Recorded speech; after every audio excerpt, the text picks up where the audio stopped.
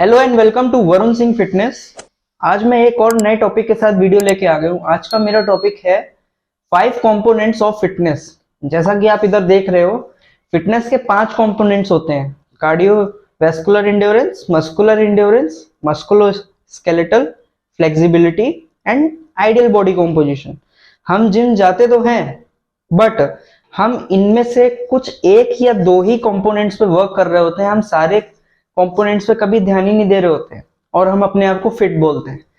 But आपको ये समझना होगा कि जब तक आप ये पांचों के पांच कंपोनेंट्स पे आप ध्यान नहीं दोगे, आप किसी ना किसी चीज में लैग जरूर करोगे और आपको लगता होगा कि आप फिट हो, बट आप फिट नहीं होगे। किसी ना किसी चीज में आप जरूर लैग कर रहे होगे। तो पहले कंपोनेंट पे हम बात करते हैं कार्डियोवैस्कुलर इंड्योरेंस। अब ये क्या होता है?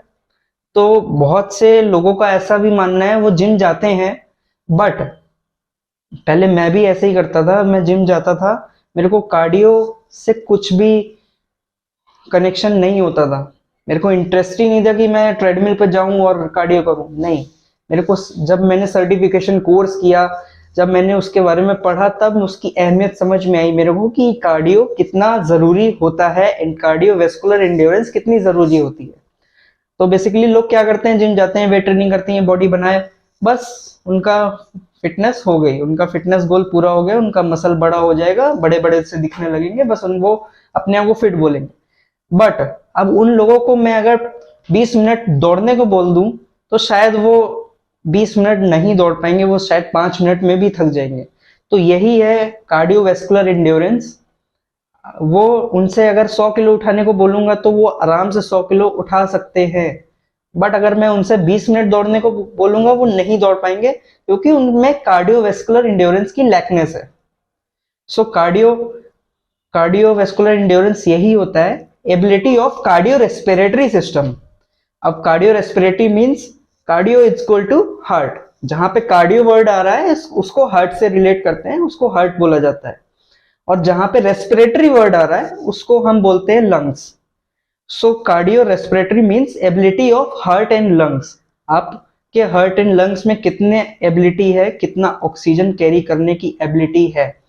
तो उन लोगों में बिल्कुल भी कार्डियोवैस्कुलर इंड्योरेंस नहीं होता है, इसलिए वो वेट तो बहुत ज्यादा लगा लेते हैं, बट उनसे 5 मिनट भी नहीं दौड़ा जाता है ट्रेडमिल पे, या किसी भी तरह का कार्डियो में वो बहुत ज्यादा चैलेंज हो जाते हैं। तो कार्डियोवैस्कुलर इंड्योरेंस बहुत ज्यादा जरूरी है हमारे फिटनेस के लिए।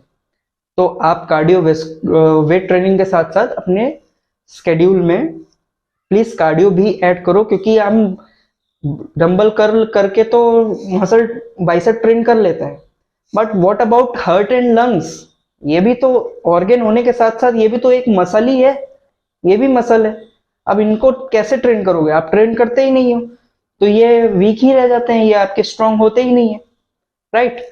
तो आपको हफ्ते में एटलीस्ट 2 बार अपने ये वाले मसल को जो ऑर्गन है उनको भी ट्रेन करना है, which is cardio respiratory system को भी ट्रेन करना है। सो हमारा दूसरा कंपोनेंट है मस्कुलर इंड्योरेंस। अब बेसिकली मस्कुलर इंड्योरेंस इंडिया में बहुत ही ज्यादा 99% लोग फॉलो कर ही रहे हैं, इसको एक्सप्लेन करने की जरूरत है नहीं।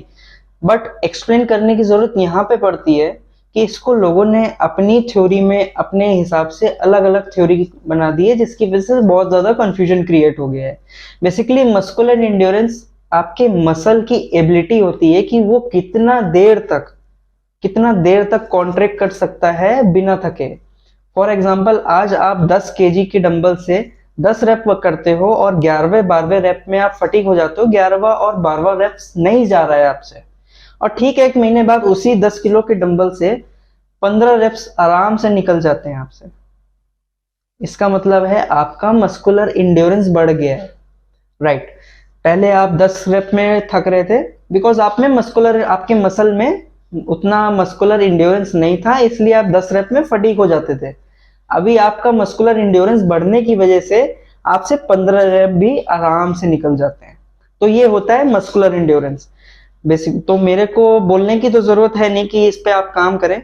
बेसिकली 99.9% लोग मस्कुलर इंड्योरेंस में काम जरूर करते हैं, बट साथ साथ और भी कंपोनेंट्स पे जरूर वर्क करें। अगला कंपोनेंट है मस्कुलोस्केलेटल।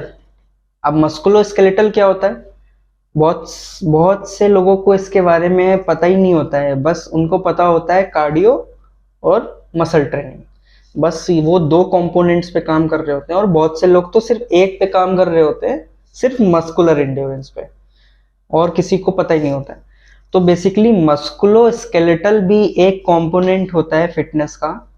मस्कुलोस्केलेटल ये होता है, आपकी एबिलिटी होती है उसमें कि आपके मसल ग्रुप में कितनी एबिलिटी है कि वो कितना फोर्स जनरेट कर पा रहा है। फॉर एग्जाम्पल, बहुत बहुत से लोग बेंच प्रेस करते होंगे, आप रिलेट करो अपने हिसाब से। बेंच प्रेस करते होंगे, जब वो 40 केजी की बेंच प्रेस करते होंगे तो बहुत इजीली ऊपर आता होगा वेट, बिकॉज उसके चेस्ट के मसल में बहुत ज्यादा एबिलिटी है 40 केजी को अच्छे से फोर्स देने के लिए। बट वहीं पे अगर 40 केजी और इंक्रीज कर दो, टोटल 80 केजी इंक्रीज कर दो, सॉरी टोटल 80 केजी वेट कर दो, तो शायद फटीक होने लगे। तो शायद उतना एबिलिटी ना हो मसल में, जितना तेज आप 40 केजी में पुश कर पा रहे थे उतना तेज आप 80 केजी में ना पुश कर पाए। तो ये होता है मस्कुलोस्केलेटल। तो आपको जब आप इसको बढ़ाने के लिए, इसकी मसल की एबिलिटी बढ़ाने के लिए आपको पहले मस्कुलर इंड्योरेंस पे काम करना पड़ेगा। जैसे जैसे आपका मस्कुलर इंड्योरेंस इंक्रीज होगा, वैसे वैसे आपका मस्कुलोस्केलेटल भी फोर्स जनरेट करेगा, आपके मसल की एबिलिटी बढ़ेगी और वो फोर्स जनरेट करने लगेगा मसल। तो इस पे भी काम करना बहुत जरूरी है, बिकॉज हमें ये डे टू डे लाइफ में भी फंक्शनल बनाता है। हमारा चौथा कंपोनेंट है फ्लेक्सिबिलिटी। अब इंडिया में 90% जितने भी लोग जिम जाते हैं ना, उसमें से सिर्फ 30% लोग फ्लेक्सिबिलिटी पे ध्यान दे रहे होते हैं। बेसिकली फ्लेक्सिबिलिटी एक ऐसी चीज है जो हमारी डे टू डे लाइफ में भी बहुत ज्यादा इंपॉर्टेंट है, एज वेल एज जिम में भी बहुत ज्यादा इंपॉर्टेंट है। अब जिम में कैसे इंपॉर्टेंट है? जिम में कुछ ऐसे काम करती है हमारी फ्लेक्सिबिलिटी। फॉर एग्जाम्पल, बहुत सारी ऐसी एक्सरसाइजेज हैं जिनमें रेंज ऑफ मोशन बहुत ज़्यादा मैटर करती है।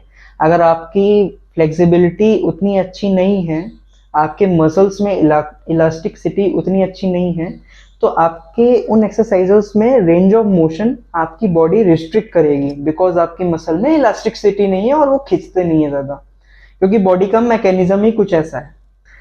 तो फ्लेक्सिबिलिटी बहुत ज़्यादा इंपॉर्टेंट होती है। सो फ्लेक्सिबिलिटी पे काम करना बहुत ही ज़्यादा ज़रूरी है। अब फ्लेक्सिबिलिटी पे काम कैसे करना है? आप जिम जा रहे हो, बहुत अच्छी बात है, आप वर्कआउट कर रहे हो, वो भी बहुत अच्छी बात है।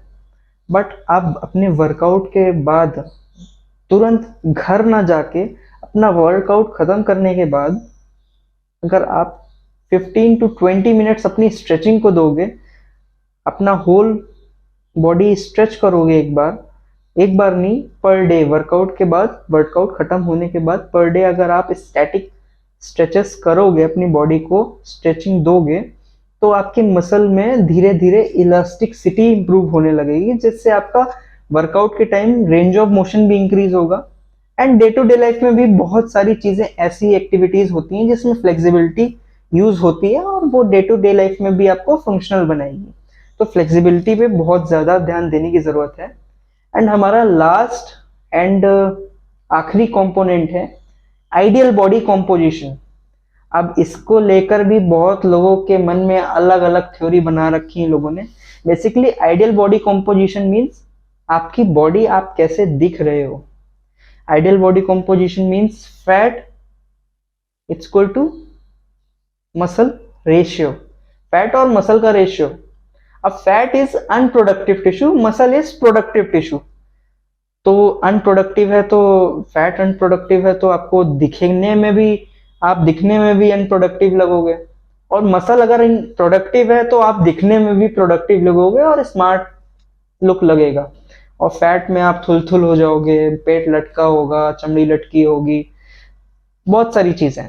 सो लोगों के मन में ये लगता है, लोग कहते हैं हम तो गेनिंग कर रहे हैं जी, हम तो गेनिंग में हैं और चौड़े दिख रहे हैं, उनको लगता है उनकी आइडियल बॉडी कॉम्पोजिशन है।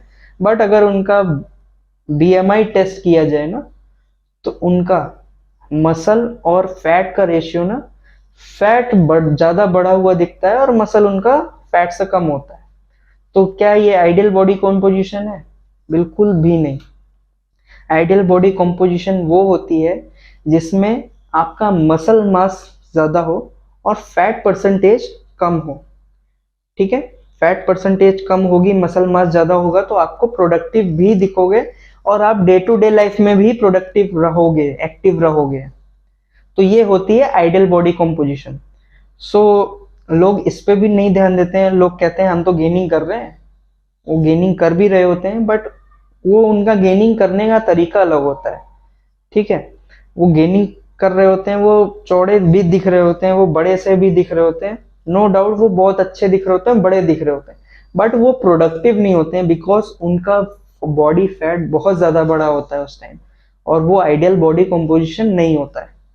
तो आइडियल बॉडी कॉम्पोजिशन पे भी ध्यान देना बहुत जरूरी है। आप अपने मसल पुट ऑन पे काम करो। आप अपना गोल रखो कि मेरे को मसल पुट ऑन करना है, ना कि फैट। आप मसल पुट ऑन करोगे, फैट परसेंटेज कम रखोगे, आपकी वो मानी जाएगी आइडियल बॉडी कॉम्पोजिशन। तो ये था आज का मेरा वीडियो। अगर आपको मेरा वीडियो पसंद आया तो प्लीज लाइक करें, औरों में शेयर करें और कमेंट भी करें, और प्लीज मेरा चैनल जरूर सब्सक्राइब करके जाएं। ऐसे ही वीडियो आते रहेंगे। Thank you.